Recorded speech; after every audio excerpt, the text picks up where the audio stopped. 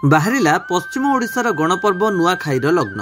ଆସନ୍ତା ଅଗଷ୍ଟ ମାସ 28 ତାରିଖରେ ପଶ୍ଚିମ ଓଡ଼ିଶାର ଗଣପର୍ବ ନୂଆଖାଇ ଭାଦ୍ରବ ଶୁକ୍ଲପକ୍ଷ ପଞ୍ଚମୀ ଗୁରୁବାର ଦିନ ସକାଳ 9:47 ରୁ ସକାଳ 11:11 ମଧ୍ୟରେ ଇଷ୍ଟଦେବୀ ମା ପାଟଣେଶ୍ୱରୀ ଓ ସମଲେଶ୍ୱରୀଙ୍କ ଠାରେ ଲାଗି ହେବ ନବାନ୍ନ। ତାପରେ ବଲାଙ୍ଗୀରର ଜନସାଧାରଣ ନବାନ୍ନ ଭକ୍ଷଣ କରିବେ। ଏନେଇ ପାଟଣା ମହାରାଜାଙ୍କ ହାଉସ ହୋଲ୍ଡ ଅଫିସ ପକ୍ଷରୁ ସୂଚନା ଦିଆଯାଇଛି। ବଲାଙ୍ଗୀର ଜିଲ୍ଲାର ଜ୍ୟୋତିଷ ପଣ୍ଡିତ ମହାସଭାର କମିଟି ପକ୍ଷରୁ ନିର୍ଣ୍ଣୟ କରାଯାଇଛି। ମା ପାଟଣେଶ୍ୱରୀ ଓ ପାଟଣା ମହାରାଜ କନକବର୍ଦ୍ଧନ ସିଂହଦେଓଙ୍କ ରାଶି ନକ୍ଷତ୍ର ମେଳ କରି ନୂଆଖାଇ ଲଗ୍ନ ଧାର୍ଯ୍ୟ କରାଯାଇଥାଏ। मोर ना है पंडित श्री संतोष कुमार दास। मु पाटना महाराजा राजपुरोहित।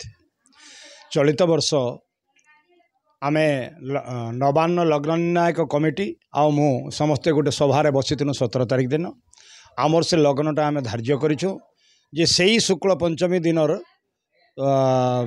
ही लग्न धार्य कराई। किंतु लग्न समयटा समस्त तो अलग अलग थाए। आमर माँ पाटणेश्वरी तथा पाटणा महाराजा राशि नक्षत्र 10-5 पाटणेश्वरी 12-6 उत्तरा फाल्गुनी कन्या एता को धरिक आम लग्न निर्णय करि।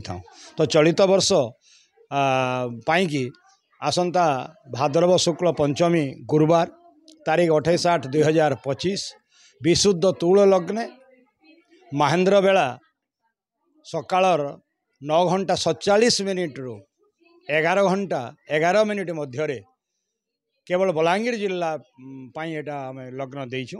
समस्त देवादेवी मान पाखरे नवान्न लगी करा जाई तापर प्रसाद सेवन करा जिवो। बलांगीर अंजु पृष्टि रिपोर्ट विश्व विजयी न्यूज ओडिशा।